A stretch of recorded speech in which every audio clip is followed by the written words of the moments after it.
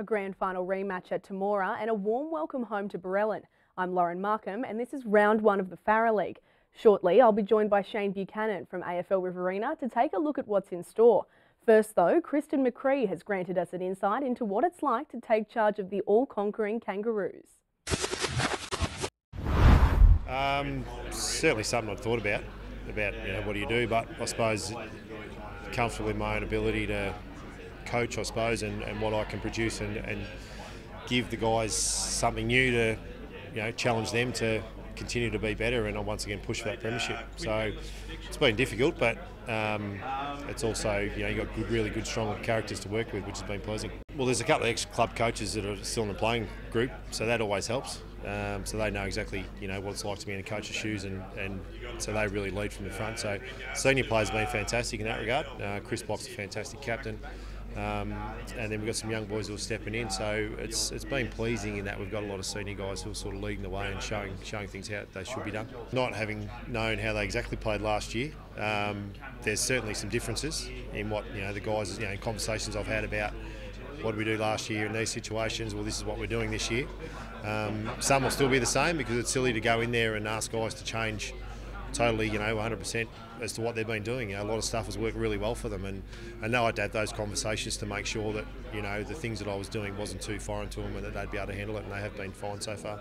Been really pleased with the efforts that those guys have made in pre-season. Most of them have been to nearly every session, so they're keen to impress and improve and step up into senior footy. A lot of those guys will play 17s again this year.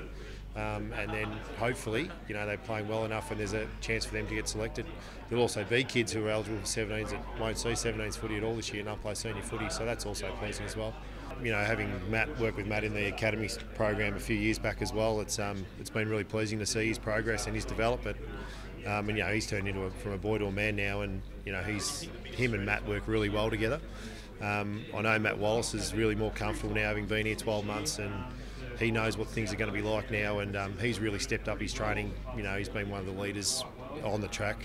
All pre-season has been fantastic. So those combinations, I spoke to them about how they work, and together, it's silly for me to say I want you to do this and you to do that, and take away what they've been doing. So it's really pleasing to have two key forwards that we can go to.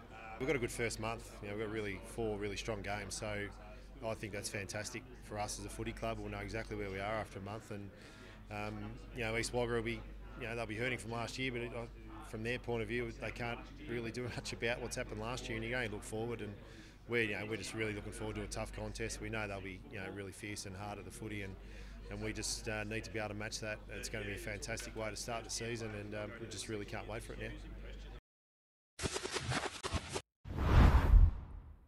New Temora coach Kristen McCree there at the AFL Riverina season launch. Shane Buchanan's with us now. That one was conducted before Temora signed their two new players. They've created a massive buzz.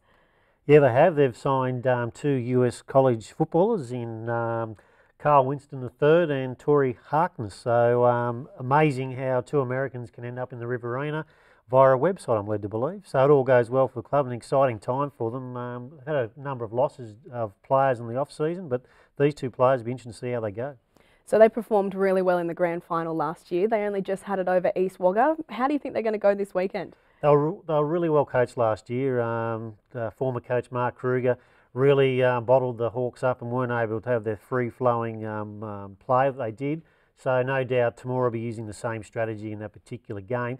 The key for the Hawks, though, they've picked up a couple of handy players in Nick Hull and also James Creasy, which will be vital for them. I'm going to go with the Hawks in that particular one to get revenge over the Kangaroos. Very nice. So the other big news in the Farah League, Borellan's return. How do you think they'll fare this weekend?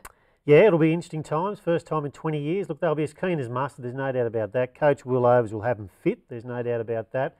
But they're up against for a team that I think are the favourites for this year's premiership. They've recruited extensively, and it might be a tough day at the office for the Borellan boys up against the Rock. Now, Amara's got the Jets. They've both got new coaches. Do you think that's going to affect them this season? Yeah, well, there'll be different structures and whatever else. Nick Casey comes across from Mangapla, and Darren Jackson was formerly tied up with the Finley Footy Club. Look, yeah, they're both recruited extensively in the off-season as well. And I'm expecting big things from both clubs. I think both should be around their finals time. And looking for a winner in this particular one, I'm going to just go with Mara. I just think perhaps they've probably got more options up for than perhaps the Jets at this stage. And a big loss for the Jets as well. Lenny Hadrill has had to have a knee reconstructions, which is a negative for them. So I'm going to go on a close one, but I think the Bombers over the Jets in that particular one. Nice one there. Now CSU are heading out to Collie, and we haven't really heard much from them since the end of last year. No, they've been quiet out of Collie, there's no doubt about that. But I think, look, they've lost a couple, gained a couple. They'll be similar to last year. CSU was a challenging year last year, the best way to describe it.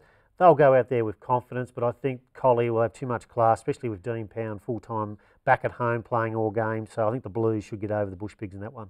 Lovely. Thanks for that one, Shane. And we'll have all the highlights for you next week.